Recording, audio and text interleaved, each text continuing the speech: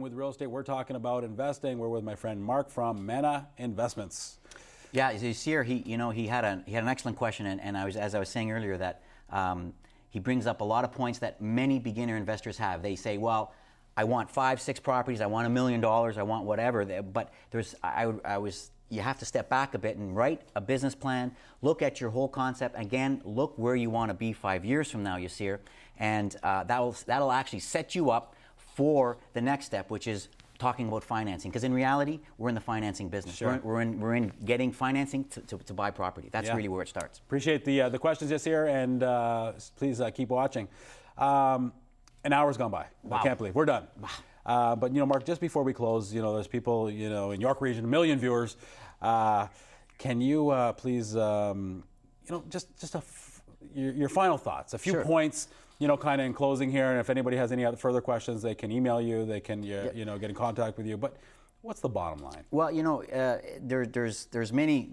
Every investor has different techniques and different ways. I certainly believe in the education concept, using what we call the fundamentals of the economy versus consumer confidence and/or what the media is saying. So the number one, my motto is education, not speculation, and speculation includes buying a property on appreciation. So for me, that's the number one aspect, or number one sort of driving force that I use to invest in. The second thing is as I work on with goals. Yasir was a typical example. In fact, a lot of our callers were very typical in that they have some 3 or 4 properties in mind. And so what I would want to do is say, write a business plan.